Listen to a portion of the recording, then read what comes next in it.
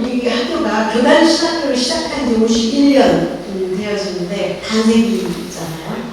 그럼에도 불구하고 한국 내 Foursquare라는 이 이름이 아직도 생소합니다. 그렇기 때문에 더더욱 우리 교수님들, 신학교 교수님들이 이 Foursquare가 뭐냐, 또 그 내부에 있는 사람들조차도 그 정신을 다 이해하지 못한 분들도 있고, 그래서 개교 기념을 맞이하면서 우리 교단의 정체성, 그 말은 교단의 정신을 이야기하겠죠. 그러한 정체성의 문제는 굉장히 중요하잖아요. 내가 누구인가 하는 것과 같이 우리 학교가 어떤 학교인가, 우리 교단이 어떤 교단인가, 우리 학교는 어떤 신학을 지향하고 있는가, 우리 학교는 하나님의 그 크신 뜻 가운데 어느 한 부분을 저희가 또 감당하고 나아가는데, 이러한 면로 우리 전 세계에 이렇게 하나님의 뜻을 전하는 일을 하고 있습니다. 또 그 안에서 우리가 하나님의 자녀로 성장하며 하나님의 나라를 이루어가고 있습니다. 이러한 고백들이 나오리라고 믿습니다. 그 일을 위해 이렇게 여러 가지로 바쁜 와중에도 교수님들이 시간을 내서 학술적 담화로 끌어내 함께 서로 담론이 이어지는 귀한 시간을 갖게 된 것에 대해 정말 감사하고 우리 교수님들께 감사를 드립니다. 그리고 우리 모두 즐겁게 신학적 담론 안에 참여하시면서 21세기에 우리의 신앙의 방향, 그리고 이 하나님의 뜻을 찾아가는 길에 모두가 좋은 방향을 찾는 그러한 귀한 일이 되기를 바랍니다. 여기 참석해 주신 여러분들 환영합니다. 감사를 드립니다. 오늘 공개학술 강좌에 좌장을 맡아주신 우리 학교 박사원장으로 계시는 조영호 교수님께서 순서를 얘기해 주시겠습니다. 우리 조영호 교수님 박수로 환영하도록 하겠습니다.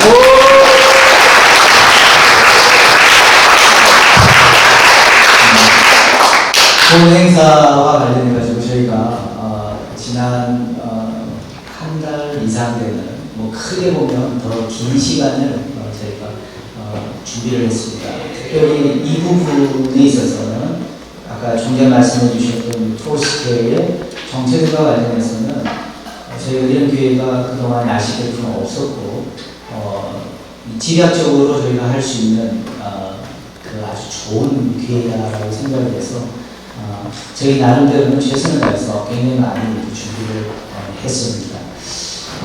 진행은요, 저희가 그 휴식 이전에 우리 여기 세 분이 발표를 해주시고 질의응답 시간을 갖도록 하고, 그리고 휴식이 지난 다음에 제 위쪽에 앉아 계시는 세 분이 해주시도록 하는데, 이 순서로 저희가 고민을 굉장히 많이 했어요.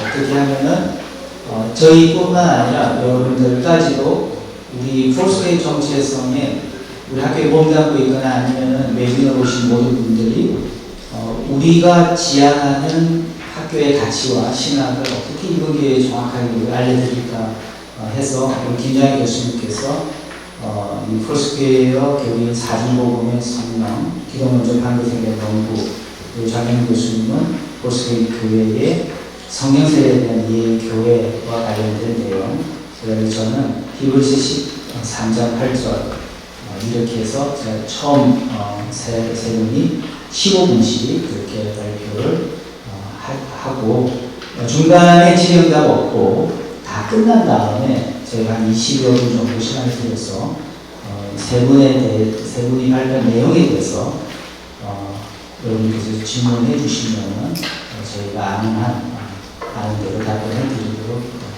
하겠습니다. 순서지를 보셨을 텐데, 나중에 추천권에 누가 몇 번인가 여기에 다 관심이 있을 텐데, 그거 말고 가운데 보시면은 Foursquare 정체성이라고 해요. There is this, that person said, this is that, we say this is that. 그래서 이게 무슨 말일까 궁금하실 텐데 의도가 있습니다. 그러면 이 아이디어를 내신 우리 조경 교수님께서 잠시 설명을 해주시고 바로 끝나면 우리 김장희 교수님께서 시작해 주시길 바랍니다. 예, 반갑습니다. 우리 부제를 정하면서 몇 퍼센트 said, this is that, 그리고 we said that is this 이렇게 부제를 정했습니다. 멤버스님 부흥이 한참 일어날 때 1910년에 당신의 부흥사역을 쓴 첫 번째 책이 나왔는데 그 책 이름이 This is That입니다. 거기서 this는 뭐냐면 멤버스님의 부흥사역을 말하는 것이고 that은 오순절 성경사역이 오순절 사도행전하고 오순절 역사가 자기의 성경사역이라는 것입니다. 그런 뜻으로 책 이름을 This is That이라고 했습니다. 오늘 저희는 we said that is this 이렇게 정했습니다. 앞에 that은 멤버스님의 사역을 말하는 것이고 this는 오늘 저희들이 논하는 이 토론의 장으로 정했습니다. 간단히 말하면 멤버스님의 사역을 멤버스님이 말하는 사역 그 that은 오늘 우리가 조명하는 이것이다. 이렇게 신학적 조명을 하려고 멤버스는 said this is that, we said that is this 이렇게 정했습니다. 참고하시면 되겠습니다. 네, 감사합니다. 우리 첫 발제로 저희 본교의 영성신학 교수로 수고하시는 우리 김장혁 교수님께서 대략 15분 정도 발표를 해주시도록 하겠습니다. 박수로 환영하겠습니다. 네, 반갑습니다. 저는 건신대학원대학교에서 영성신학을 가르치고 있는 김장혁 교수입니다. 제가 준비한 제 논문의 발제 내용은 특별히 대한예수교복음교회가 교리로 채택하고 있는 사중복음의 관계성에 대한 내용을 가지고서 발표하겠습니다. 사중복음은 여러분들이 잘 아시는 것처럼 예수 그리스도는 구원자이십니다. 그리고 예수 그리스도는 성령 세례 주시는 분이십니다. 치료자이십니다. 그리고 다시 오실 죄의 왕입니다. 라고 하는 기본적인 복음의 본질을 담고 있습니다. 그런데 지금 제가 말씀드린 것처럼 사중복음의 기본적인 바탕은 기독론 중심입니다. 그리스도의 사역 중심, 그리고 복음의 본질에 대한 내용을 그리스도의 사역을 중심으로 한 그런 내용들을 담고 있습니다. 그런데 이 기독론 중심의 사중복음에 대한 관계성을 조금 살펴볼 필요가 있다라는 생각을 가지고 있고요. 그리고 지난번에 저희 성령 시리즈 중에서 성령과 윤리라고 하는 책이 지난번에 나왔었는데요. 이곳에서는 이제 기독교 윤리적인 관점에서 사중복음이 우리 윤리의 실제 우리의 삶의 실천에 있어서 윤리 지침으로서 충분한 가치가 있고 그 역할을 하고 있다라고 하는 그런 내용으로 책에 글을 담았습니다. 오늘은 제가 처음 시작하기 때문에 이 전체에 대한 저희 학술 강좌의 전체에 대한 부분들을 조금 브로드한 그런 토픽을 가지고서 이해를 돕기 위해서 앞부분을 준비를 했는데요. 질문 하나로 먼저 시작하겠습니다. 21세기 기독교인들 중에서 가장 많이 사용하는 단어가 어떤 단어일까요? 영성이요. 네, 너무 싫어집니다. 네, 저희 수업을 듣는 분들에게는 제가 똑같은 질문을 드렸습니다. 우리 기독교인들이 사용하는 단어들이 참 많이 있죠. 많이 있지만 그 중에서도 그 빈도가 상당히 많은 빈도를 차지하고 있는 게 영성입니다. 하지만 우리가 사용하는 빈도 수만큼 그만한 그 영성의 의미를 제대로 알고 이야기하는 분은 그렇게 많지 않은 것 같아요. 영성이 무엇입니까? 라고 물어보면 참 많은 이야기를 합니다. 영성의 정의에 대해서 물어보면 우리가 많이 사용했던 단어인데 그것을 어떻게 개념 정의를 할까? 라고 하는 차원에서 고민을 많이 하시고 명확하게 이게 뭐다라고 얘기할 수 없는 그런 분들이 많으시더라고요. 그래서 제가 먼저 간단하게 영성에 대한 개념을 좀 설명을 좀 드리도록 하겠습니다. 기독교 영성이 무엇일까요? 기독교 영성에 대한 여러 개념들이 있습니다. 먼저 사이먼 찬이 이렇게 이야기를 합니다. 사이먼 찬이 얘기하는 것은 영성은 살아있는 실제다.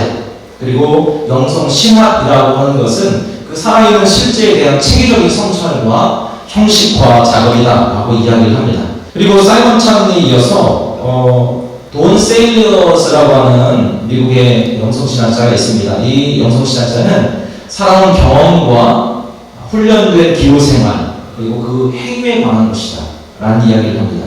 그러니까 세일러스 같은 경우에는 신학적인 어떤 개념의 반대쪽에 있는 마치 우리의 믿음과 행함의 이 두 가지 차원을 생각하는 것처럼 신학과 영성을 조금 대조적으로 구분해서 그렇게 사용을 합니다.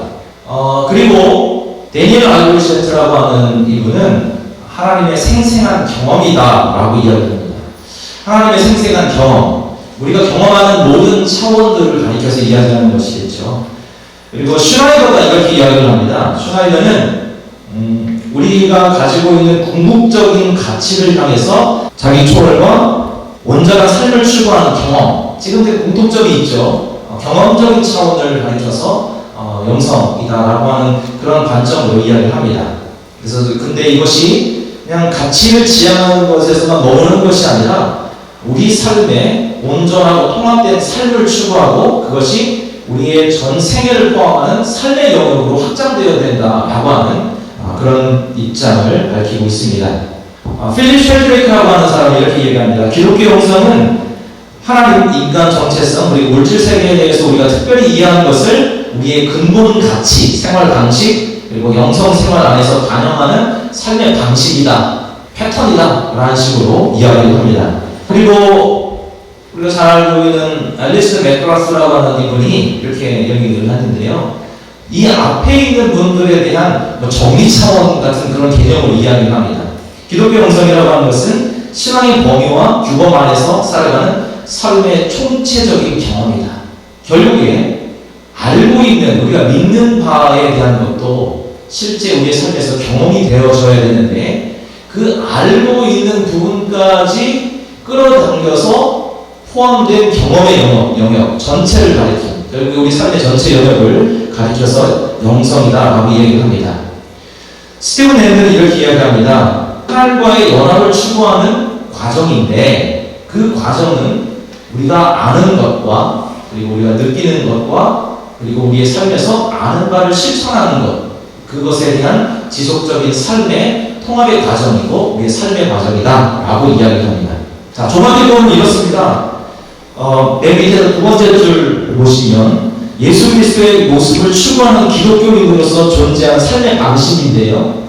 이 기독교인으로서의 삶의 방식은 우리의 삶에 아는 것, 느끼는 것, 그리고 삶을 해서 우리가 경험하는 모든 영역을 다 포함하는 거고 그것이 곧 영성이다 라고 그렇게 얘기할 수 있겠습니다. 마지막으로 정리해보면 이렇습니다. 그리스도인으로서의 삶의 방식, 이게 기독교 영성입니다. 맨 마지막에 조기용 교수님께서 이제 포스트기어드란 에미스 플러펄슨과 김춘환 목사님의 사역에 대한 비교를 합니다. 그러면서 이제 개인적인 영역과 몇 가지의 영역으로 구분을 해서 그 영역의 영성의 특징들을 잘 뽑아내 주실 건데요. 바로 이런 부분들의 전반적인 영역을 다 포함하고 있다고 생각하시면 됩니다. 자, 그럼 이제 본론으로 들어가겠습니다. 이 기독교 영성에 3요소가 있습니다. 우리가 아는 것, 제가 말씀드린 것처럼 아는 것, 이것은 신념이라고 얘기할 수 있겠죠. 근데 이 신념이라고 하는 것은 우리의 신앙 고백, 그리고 우리 교단의 교리, 심지어 이걸 더 구체적으로 설명하면 여러분들 예배 시간에 하나님 앞에 고백하는 삶의 고백들, 그것은 여러분들의 지적인 영역에서 하나님을 향한 고백 아니겠습니까? 이런 부분들을 모두 포함하는 것이라고 여기시면 되겠습니다. 정서는 느끼는 겁니다. 이게 단순하게 우리가 느끼는 거지만 사실 이 정서라고 하는 것은 굉장히 많은 차원을 의미를 담고 있습니다. 차후에 제가 기회가 되면 정서에 대한 부분을 따로 발표하면 좋겠습니다. 그리고 실천은 아는 것에 대한 삶에서의 행함, 경험, 이 모든 것들을 가리키는 것입니다.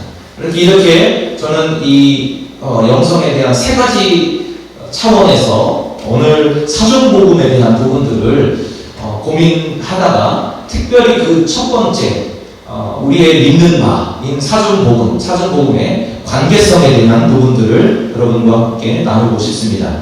사전복음은 지금 여러분 앞에 보시는 것처럼 그리스도는 구원자이십니다. 그리스도는 성령 세례 주시는 분이십니다. 그리스도는 치유자이십니다. 그리스도는 다시 오실 재림의 왕입니다. 라고 하는 신앙 고백을 담고 있습니다. 자, 이 사전복음은 오순절주의자들의 영성과 신학을 형성해 왔습니다. 그리고 이 사전적 신앙 고백은 이것이 그들의 신앙의 모습에만 국한되는 것이 아니라 삶의 전 영역, 그리고 그들의 삶의 공동체에 예배의 형태나 예배의 모습에까지 그 사준복음이 뿌리 깊게 자리 잡아왔고 그 사준복음을 통해서 이들의 삶이 형성되어 왔습니다. 사준복음은 그래서 오순절 영성과 오순절 공동체의 본질이라고 말할 수 있겠죠. 이렇게 사준복음이 오순절 교회와 오순절 교인들의 삶의 영역 깊은 곳까지 뿌리 깊게 자리 잡고 있습니다. 그런데 제가 처음에 말씀드린 것처럼 사준복음은 그리스도의 사역에, 그리스도의 역할에 집중되어 있습니다. 그리스도께서 구원자이시고 성령 세례 주시는 분이시고 치유하시는 분이시고 다시 오실 재림의 왕입니다라고 하는 기독론 중심의 그런 관계성들로 우리가 많은 부분에 이해를 해왔죠. 그러면 여기서 제가 이런 문제가 있습니다. 제가 하나 빠뜨렸는데요. 오순절 영성의 특징이 뭘까요? 자, 이 질문을 꼭 하고 싶었습니다. 교단 목회자분들도 그런 얘기를 하더라고요. 우리 사준복음 또 대한예수복음교회의 정체성이 무엇입니까? 라고 하는 질문들을 참 많이 하셨습니다. 여러분들은 우리 사준복음 또는 대한예수복음교회 또는 순복음교회 정체성을 무엇으로 보고 계십니까? 질문을 드리고 싶습니다. 여러분들의 마음속에 한번 그 질문에 대한 대답을 한번 해보셨으면 좋겠습니다. 무엇일까요? 홀레데가 이런 얘기를 했습니다. 어느 한 공동체의 초기 신년은 그 운동이나 그 공동체의 처음을 얘기하는 것이 아니라 그 공동체의 본질을 얘기한다 라고 얘기합니다. 그래서 스티븐 랜드 같은 경우에는 초기 신년 1906년 특별히 그 아주사 운동을 중심으로 한 오순절 교인들 또 공동체의 고백과 그들의 삶을 집중적으로 분석해서 그가 논문을 썼거든요. 그렇게 본다면 우리 오순절 운동의 초기 10년 또는 이 1923년 사준복음이 시작된 그 처음부터 약 10여 년간의 삶의 모습이나 교회의 모습을 살펴보신다면 여러분들이 이렇게 정의를 내릴 수 있지 않을까 싶습니다. 첫 번째로 아까 제가 말씀드린 것처럼 세 가지 영역에서 볼 때 교리적인 차원 그리고 우리가 믿는 바에 있어서 우리의 신앙의 고백은 그리스도의 사준복음을 중심으로 이루어져 왔죠.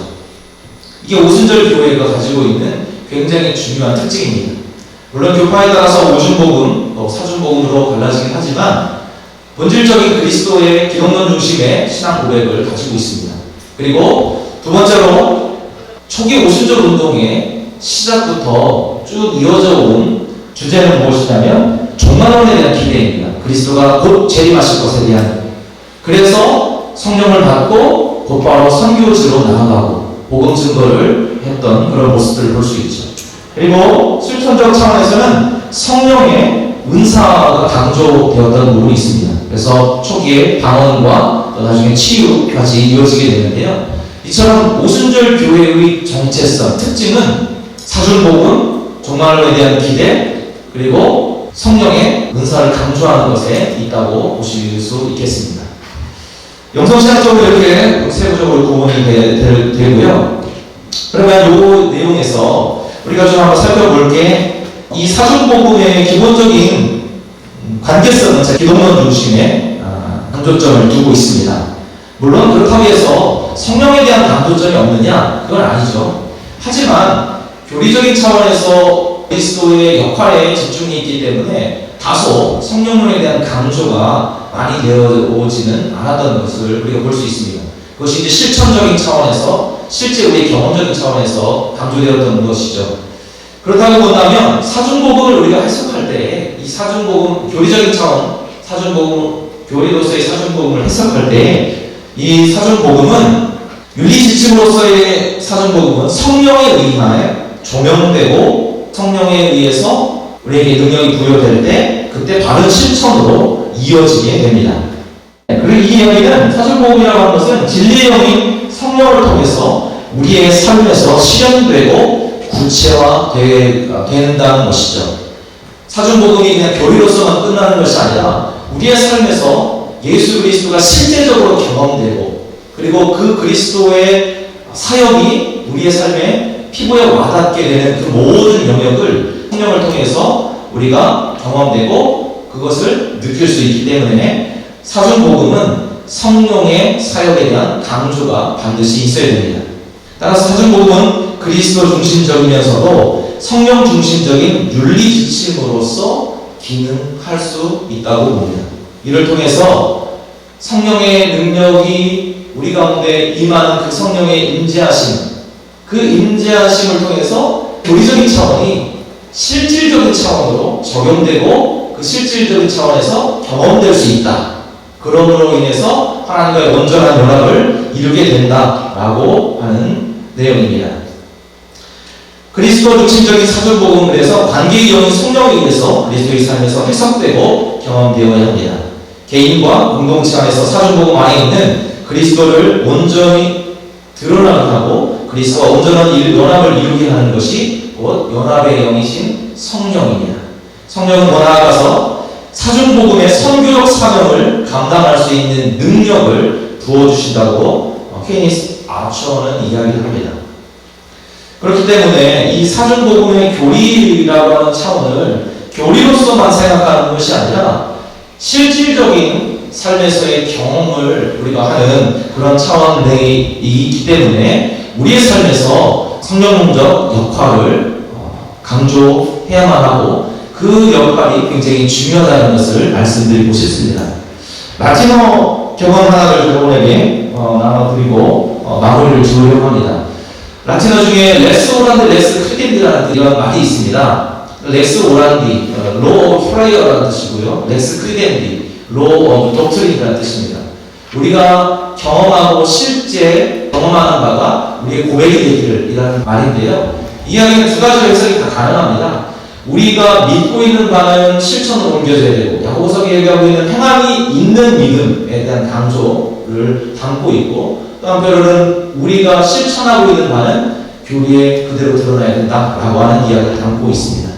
그 이야기는 곧 우리가 믿고 있는 사중복음의 기독론적 중심의 접근은 기독론과 성령론이 함께 조화를 이루는 성령 기독론적 관점으로 교리를 우리가 바라볼 때 바른 실천을 경험할 수 있고 바른 실천으로 이어질 수 있다는 것을 여러분들에게 말씀드리고 나눠드리고 싶습니다.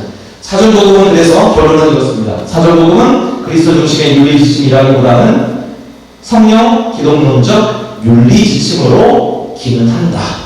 이것으로 발표를 마치도록 하겠습니다.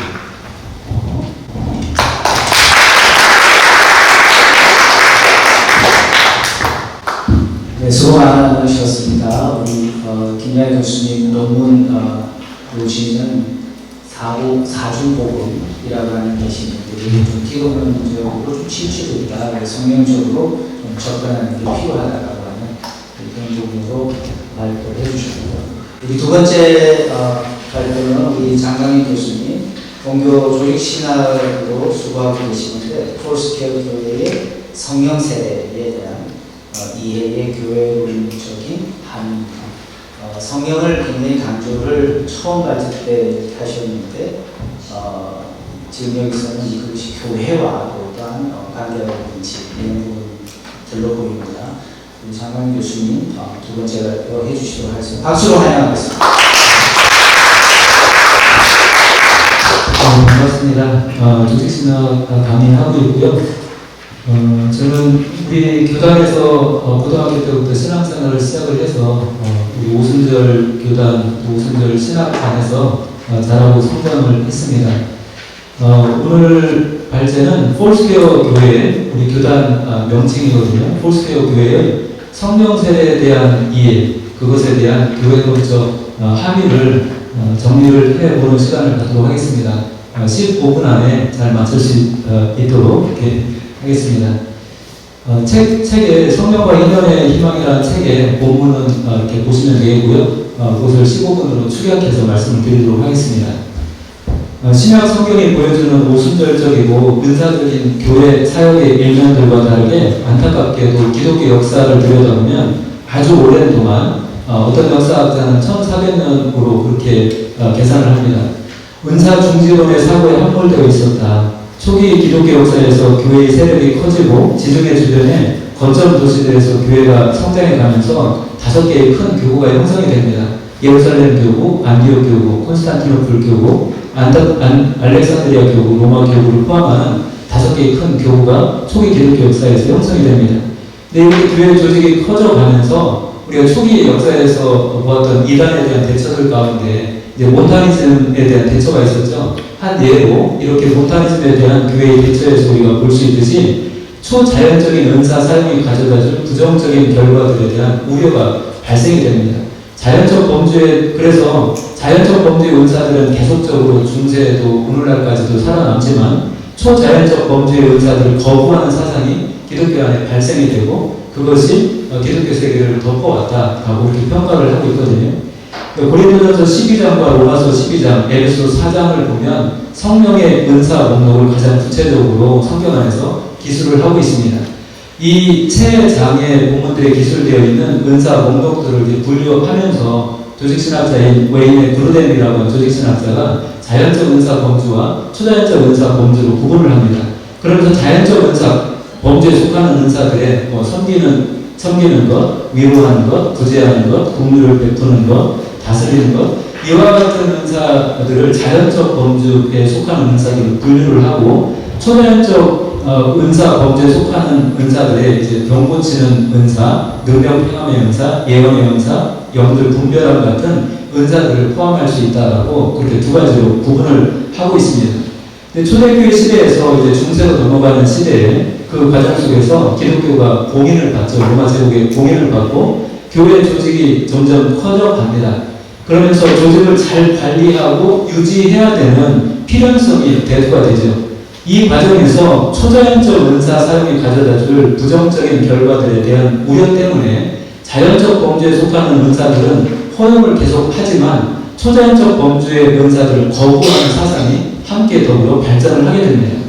빈슨 사인단이라고 하는 오순절 역사 신학자는 종교 개혁조차 이러한 일을 극복하지 못했다라고 아직 아니에요. 지금 대답드립니다. 예. 얼굴 좀 더 보고 계세요. 그래서 빈슨 사인단이라고 하는 이 오순절 역사 신학자는 이 종교 개혁조차 이러한 은사 중재론을 극복하지 못했다. 16세기 그것을 극복하지 못하고 이런 사고가 18세기까지 흘러갔다라고 보는 거예요. 그래서 중세로 넘어가는 시점부터 18세기까지 계산하면 1400년이라고 하는 시간이 나옵니다. 그런데 이러한 신앙 갱신 운동들이 기독교 세계 안에서 완전히 사라진 건 아니고 간헐적으로 중세에도 일어나고 종종 신앙 갱신 운동의 시도들이 계속 있어 왔습니다. 그래서 르네상스 시대를 거치면서 근대에 이르는 시간 속에서 종교개혁이 16세기에 일어나고 또 경건주의가 17세기에 일어나고 감리교 운동이 18세기에 일어나고 19세기에 오면 성결 운동이 일어나죠. 그래서 이러한 신앙 갱신 운동들이 그래서 하나님의 은혜 가운데 이렇게 간헐적으로 발생이 됩니다. 이제 급기야는 우리가 속한 우리 오순절 교단 영적 갱신 운동의 결정체로 볼 수 있는 20세기에 이 오순절 운동이 기독교 역사 안으로 밀려 들어온 것으로 우리가 그렇게 평가를 할 수 있습니다. 이 오순절 운동은 이렇게 언급드린 은사 중재론의 마침표를 찍게 되죠. 신약 성경이 보여주는 은사적 교회 공동체의 모습을 회복시키는 기독교의 역사적인 이 과업에 우리 오순절 교단과 오순절 신학이 쓰임을 받고 있다고 생각합니다. 이 오순절 운동은 1900년대 초에 일어났던 이 오순절 운동은 이제 우리가 보통 성령의 제1의 물결이라고 그렇게 부릅니다. 근데 성령의 제2의 물결이라고 부르는 1960년대에 은사주의 운동이 일어나죠. 카톨릭 은사주의, 그리고 루터교 은사주의, 그리고 성공의 은사주의 같은 은사주의 운동들이 기성의 오랜 역사와 전통을 갖고 있는 교단 안에서 은사주의 운동이 1960년대에 일어납니다. 이 은사주의 운동이 일어날 수 있는 그 발화점을 우리는 오순절 교단 내부에 있어서도 그러겠지만 오순절 운동이 이러한 은사주의 운동을 출현시킬 수 있는 출처가 되었다라고 우리는 그렇게 평가를 하고 있습니다. 어쨌든 이 오순절 운동은 은사주의 운동의 출처가 되었고 현재는 교단을 초월하고 신학 노선을 초월해서 세계 모든 교회 공동체가 성령의 초자연적인 역사를 경험하고자 갈망하는 그러한 시대를 우리가 살아가고 있습니다. 교파와 교단을 초월을 해서 성령의 은사를 갈급해하는 사람들이 지금 전 세계적으로 일어나고 있음을 우리가 보게 됩니다.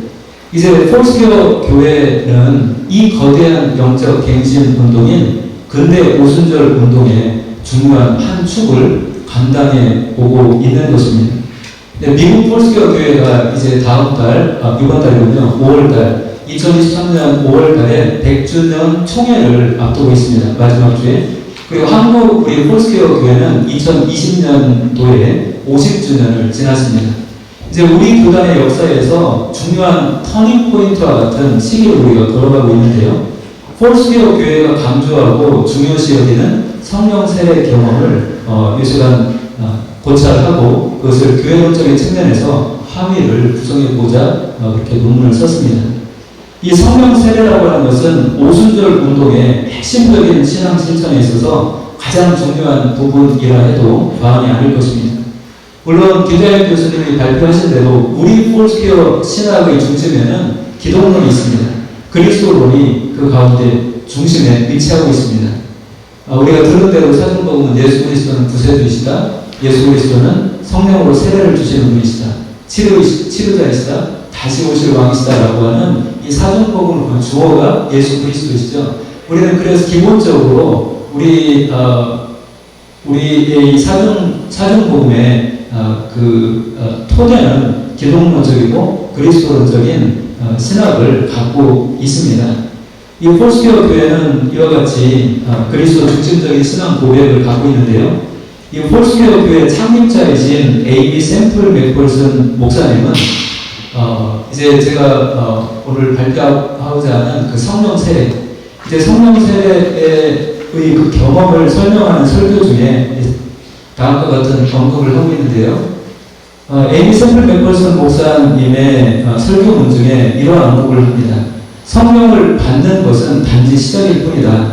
그것은 승리의 홍해문과 같아서 당신이 그 문을 통하여 이전에 전혀 알지 못했던 차원의 교제, 찬양, 예배, 기도, 사랑, 섬김 안으로 들어가는 것이다.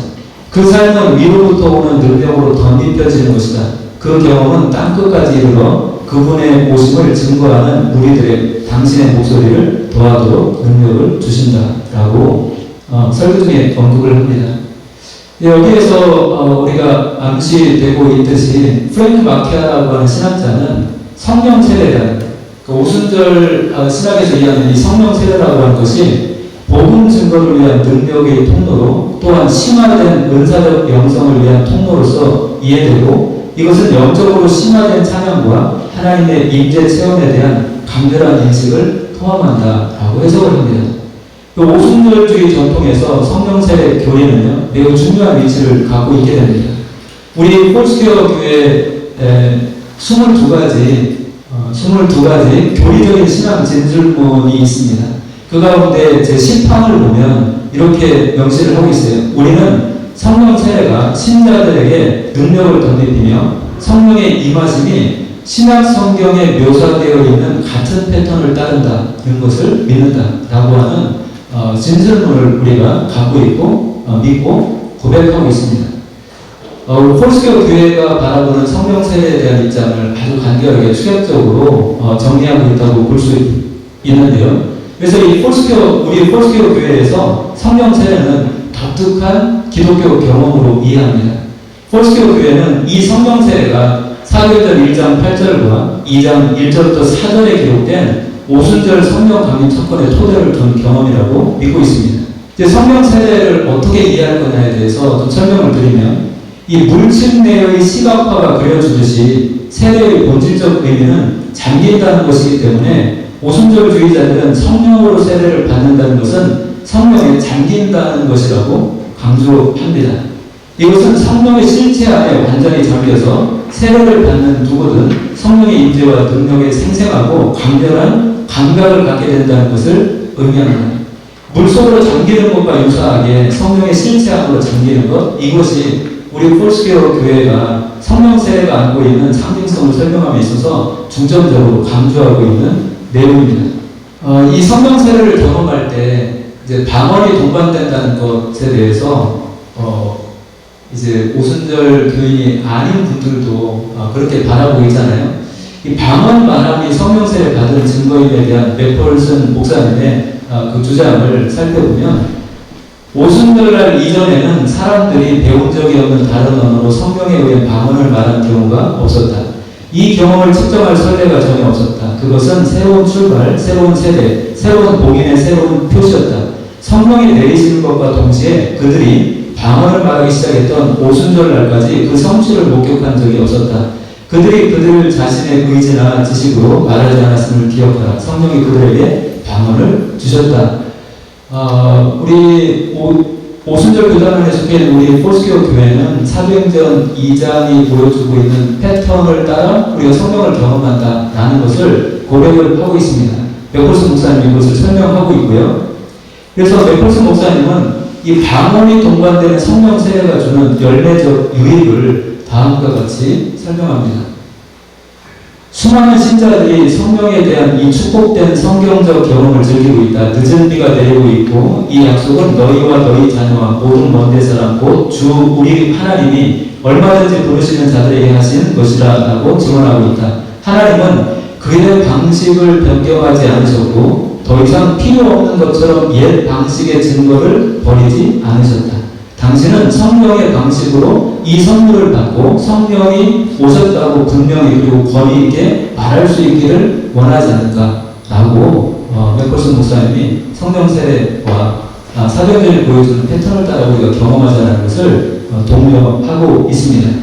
그래서 맥펄슨 목사님은 성령 세례 경험을 하늘로부터 능력으로 덧입혀지는 삶이고 성령의 놀라운 사역의 장 안으로 들어가는 통로로 묘사를 합니다.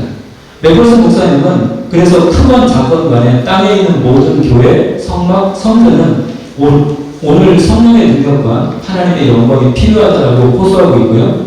교회 사역에 있어서 성령의 능력에 대한 절대적 도전의 필요성을 설파하였습니다. 맥펄슨 목사님은 성령 체험의 역동성은 성령의 임재적 능력의 체험이고 성령의 사역에 대한 확신임을 강조하고 있습니다.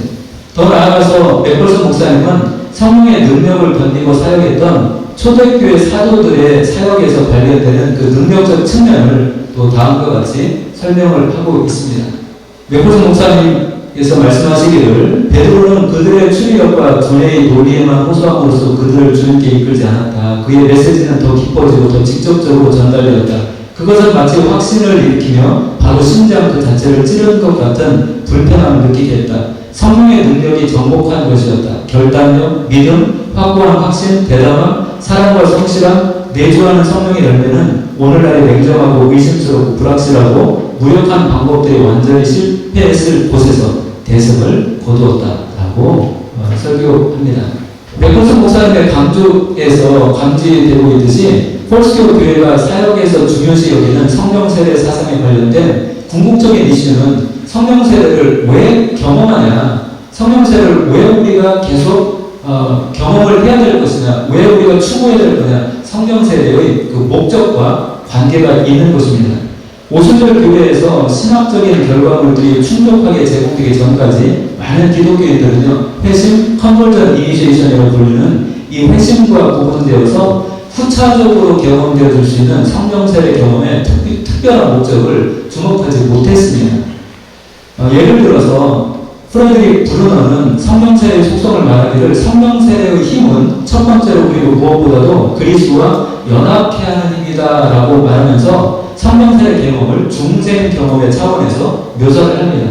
그러나 우리 오순절주의자들은요, 이 성령 세례를 중생과는 구별되는 독특한 목적이 있는 영적 경험으로 인지하고 있습니다.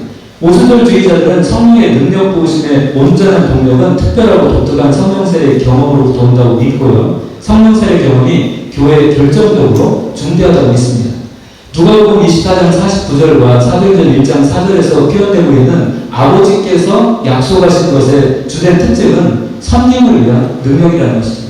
이와 관련해서 신약학자인 로버트 맨디스 박사님은 성령 세례는 회심과는 다른 구별된 경험이다. 성령 세례는 섬김을 위한 능력 부여라는 성령의 능력의 새로운 차원을 방출하는 특정한 목적을 갖고 있다고 주장합니다. 폴스케어 교회는요, 이 성령 세례의 근본적이고 첫 번째 목적을 그리스도의 복음 전파를 통해서 하나님 나라를 섬기기 위한 능력임을 믿고 있습니다. 폴스케어 교회에서 성령 세례라고 하는 독특한 경험을 강조하는 이유는 성령 세례가 예수 그리스도의 복음을 증거하고 하나님 나라를 섬기는 능력의 수신이라고 믿고 있기 때문입니다. 폴스케어 교회는 초대교회와 사도들의 도를 쫓아서 복음 전파 사역을 강조하는 선교적 교회로서의 정체성을 강조하고 있습니다. 선교적 교회로서의 정체성은요, 폴스케어는 선교로 시작되었다라고 하는 선언문을 통해서 확인될 수 있습니다. 1세기 교회는 복음을 전하는 능력 수요와 함께 탄생되었고, 우리 폴스케어 교회도요, 열방의 복음을 전하는 선교하는 정체성을 갖고 있습니다. 맥펄슨 목사님에 의해서 교단이 형성된 이후에 현재까지 폴스케어 교회는 전 세계에 선교사를 파송하여서 교회 개척과 전도 사역에 힘을 쓰고 있는데요.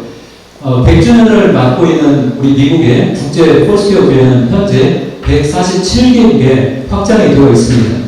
50주년을 맞았던 우리 한국 폴스케어 교회는 13개국에 선교사를 파송했고요. 해외에서 사역하는 선교사들에 의해서 아시아와 유럽 선교의 거점 국가들의 37개의 교회가 세워졌습니다. 폴스케어 교회는 초대교회에 주셨던 복음 전파에 대한 예수 그리스도의 지상 명령을 수행하기 위해서 성령 세례 경험을 강조하고 있습니다. 폴스케어 교회에서 성령 세례 경험은 선교적 교회의 사명을 감당하기 위한 성령의 능력 수여라는 목적을 갖기 때문에 교회 사역의 본질을 완성시킬 수 있는 중요한 통로라고 믿고 있는 것이죠. 50주년을 지내는 우리 한국 폴스케어 교회는요, 성령의 주권적인 사역에 대해서 계속적으로 주목하면서 성령 세례에 대한 성서적 그리고 신학적 중요성을 지속적으로 계승해 나가기를 소망해 봅니다. 교회에 대해서 다양한 시각을 구성하고 있는 현실의 사회 속에서 성령과 함께하는 교회 사역의 본질을 지속적으로 간직한다면 교회는 사회로부터 여전히 소금과 빛의 역할을 하는 공동체로 칭찬을 듣게 되리라고 그렇게 소망해 봅니다. 폴스케어 교회를 포함해서 현대 오순절 교회는 성령님의 인도하심에 항상 민감해야 되고 신약이 보여주는 패턴을 따라 성령의 역사에 열려져야 할 것이라고 생각합니다. 오직 그러할 때만이 우리의 교회는 성령 충만했던 신약시대 교회와 밀접한 관계를 갖게 될 것이라고 생각합니다. 마치겠습니다. 감사합니다.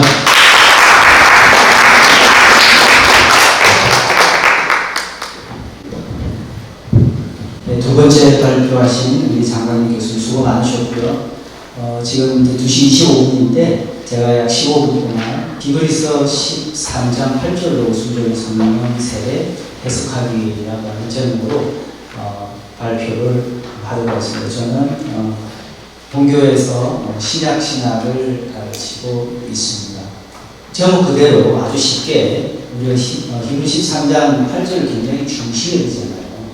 예수 그리스도는 어제나 오늘나 영원토록 동일하시다라고 하는 이 말씀인데, 우리가 그 말씀을 굉장히 자주 되뇌이고 부르짖고 하는데, 사실 이 이야기가 우리 교단에, 우리 폴스케어 교단에 들어오게 된 그 근원이 계속 지금 우리가 이야기하고 있는 맥퍼슨이라고 하는 이 목사님에 의해서 주장되어진 말이라고 하는 것은 아시는 분 다 잘 아실 겁니다. 그러나 모르시는 분은 잘 모르세요. 사실 그 이전에 저는 하나님의 성에 속해 있지만 그러나 거의 저는 우리 교단이죠.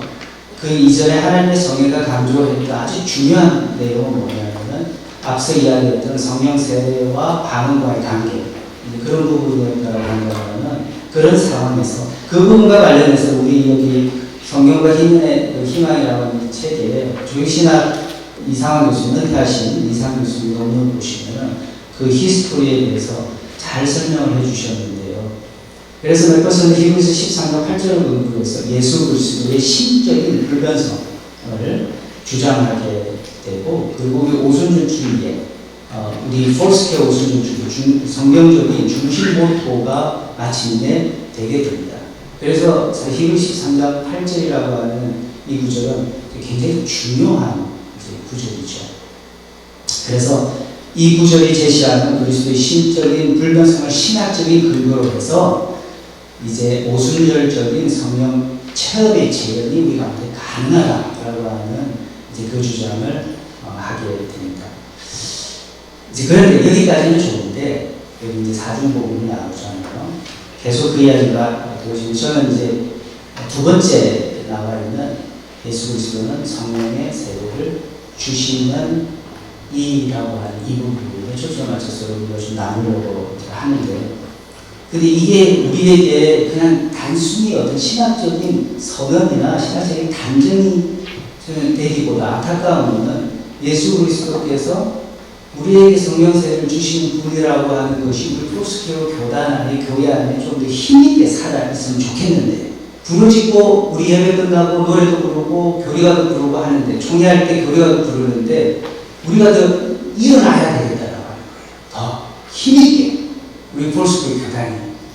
그래서 이걸 일어나게 하기 위해서 단순히 이게 신학적인 선언이나 단정에 그치지 말고 우리가 이것을 신학적으로 한번 분석을 해서 얼마나 그 신학이 우리 가운데 힘이 있고 살아있는 신학이 되어야 할지에 대한 부분을 제가 고민을 해봤습니다. 이 부분을 쓰면서. 이제 그러기 위해서 우리 여기서 설명을 해주신 대로 에프슨이 This is that 이라고 하는 것. 그러면 우리는 이제 뭘 하겠냐? That is this.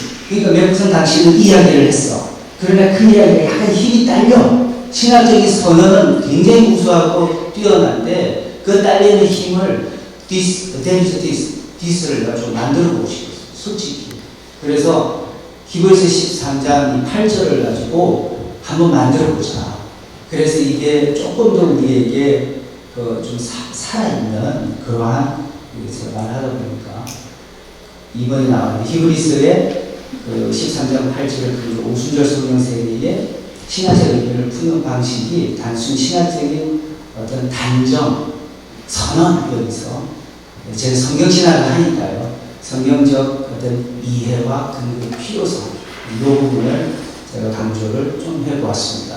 이제 그럴 때에 우선 우리가 오순절 성령세례 이야기를 많이 하는데, 지금 이번에서 예수 그리스도는 성령세례를 주시는 이라고 할 때에 그 근거를 먼저 좀 찾아보자. 그래서 저는 뭐 다르게 이야기하기보다 성경 구절이나 몇 구절을 좀 소개를 해드리면, 사도행전 2장 33절이죠.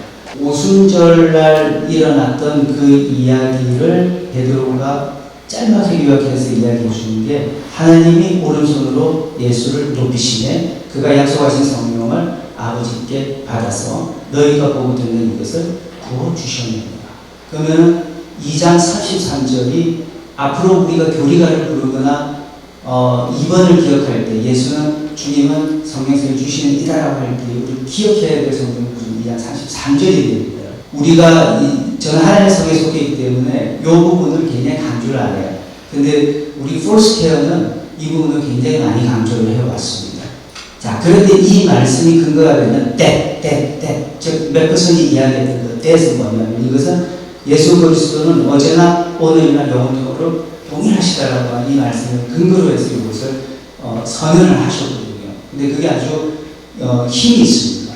근데 이제 그게 더 큰 힘이 있기 위해서는 이 히브리서 13장 8절이 가지고 있는 그 말씀의 히브리서 안에서의 그 맥락, 그 히브리서 안에서의 그 말씀이 갖는 정말 살아있는 의미, 그것을 찾아내야지 우리의 고백이 힘이 있어지니까, 또 성경적인 근거가 있으니까. 우리 항상 그렇지 않아요. 무슨 근거로 그 이야기를 하지? 그 근거가 분명하면 우리의 말이나 우리의 선언, 우리의 신앙에 힘이 있기 때문에 그런 것처럼 말이죠. 그래서 예수 그리스도는 어제나 오늘이나 영원토록 동일하시다라고 하는 이 말씀을 제가 히브리서를 강의하고 할 때에 히브리서의 기독론을 이야기하지 아니하면 절대로 그 히브리서를 제대로 이해할 수 없듯이, 또 그 안에 나오는 히브리서 쭉 읽고 있는 대제사장이라고 하는 그 개념을 우리가 이해하지 못하면은 히브리서의 기독론을 이해할 수가 없습니다. 그럼 제가 지금 그걸 여러분께 설명드리면 굉장히 지루한 세미나가 될 거고, 그래서 그건 제가 스킵하고 제가 여기서 이야기하는 4번, 이 4번에서 제가 내린 결론을 좀 말씀을 좀 드리고 싶은 거예요. 예수 그리스도는 어제나 오늘이나 영도 동일하시다라고 할 때에 제가 한 두 사람을 공부를 해봤습니다. 그 두 사람이 하나는 WBC 주석을 쓴 레인이고 하나는 히브리서 신학적 강해를 쓴 해건입니다. 우리 중장님은 신학자이기 때문에 잘 아실 텐데 이 두 사람의 견해를 제가 조합해서 연구하고 공부를 했더니 레인이 뭐라고 이야기를 하냐면 예수 그리스도의 존재 그것의 불변성을 위해서 이야기하는 게 아니다. 이 13장 8절을 존재의 불변성이 아니라 예수께서 전하신 복음의 그 본질의 불변성을 이야기한다라고 하는 그 주장을 하는데 제가 동의하기가 어려웠습니다. 존재의 불변성을 논하지 않고 어떻게 복음의 본질의 불변성을 이야기할까? 저는 그게 동의하기가 어려웠어요. 그리고 제가 전공을 하고 있는 사도행전 9장을 보니까 중풍병을 앓던 애니아가 나오잖아요. 그 애니아가 베드로에 의해서 고침을 받는데 그때 그 선언이 뭐냐면 예수 그리스도께서 너를 낫게 하신다라고 합니다. 예수 그리스도 이름도 나오지만 그 대목에서는 예수 그리스도께서예요. 근데 그 상황에 예수님이 돌아가셨고 부활하시고 승천하신 이유거든요. 아 그렇구나. 몇 년이 지난 다음에 예수님이 이렇게 살아계시구나. 저에게 힘이 되죠. 사도행전은 단순히 책이 아니라 살아계신 예수님의 말씀이고 그분은 살아서 이제 그 일은 우리 가운데 재현이 돼야 돼요.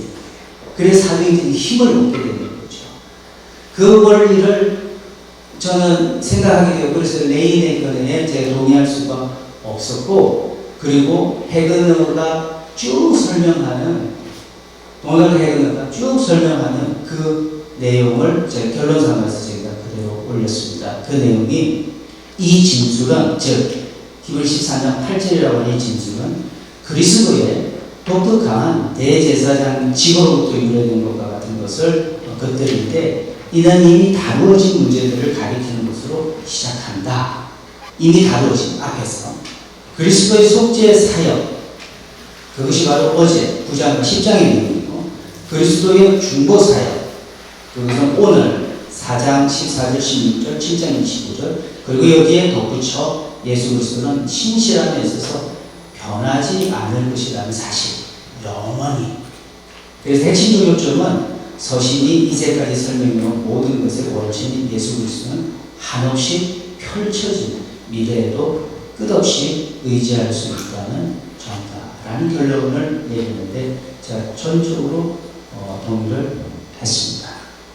그리고 저 나름대로 찾은 성경 구절 속에서 예수 그리스도는 어제나 오늘 영토로 변함 없으시다라고 하는 그 말씀 헤그너에서 아이디어를 얻었고 저 나름대로 히브리에서 찾았던 견해를 제가 여기서 말씀을 드리면요 어제라 함은 예수께서 육체에 계실 때에 자기를 죽음에서 능히 구원하신 이에 심한 통곡과 그리고 눈물로 강과 소를 흘리고 그의 경건하심으로 말미암아 들으심을 얻게 하셨음을 의미하고 히브리서 5장 7절 오늘이라 함은 예수는 죄가 없는 분으로 우리의 연약함을 동정하지 못하시기가 아니요 모든 일에 우리와 똑같이 시험을 받으신 분이다. 히브리 4장 15절 영원하시다 함은 예수께서 자기를 힘입어 하나님께 나아가는 자들을 오직 구원하실 수 있으니 이는 그가 항상 살아계셔서 그들을 위하여 간구하시는 분임을 의미한다.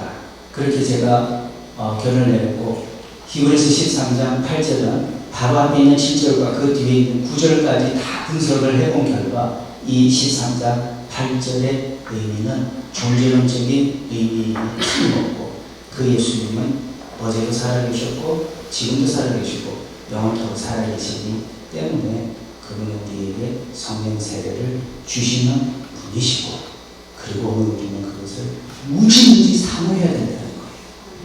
우리 MD 학생들도 무지무지 사모해야 되고 죄송한 말씀이지만 우리 교단에 있는 사람들도 무지무지 사모해야 됩니다. 이게 우리 가운데 실제가 되는 거죠. 예수 그리스도는 어제나 사도행전 2장 오늘이나 영원토록 우리에게 성령 세례를 주시는 분이시다. 그래서 우리는 나아가야 된다는 거. 에베소 브루스가 마지막으로 이런 이야기를 합니다. 이렇게 예수의 능력과 은혜와 도우심은 영원토록 그의 백성들과 함께하는 그렇기 때문에 예수는 대체될 필요가 전혀 없으며 그의 완벽한 사역에 더할 것이 아무것도 없다. 거기에 우리는 성령 플러스 성령 세계까지 더하면 되겠습니다. 이상으로 저희 발제를 마치도록 하겠습니다.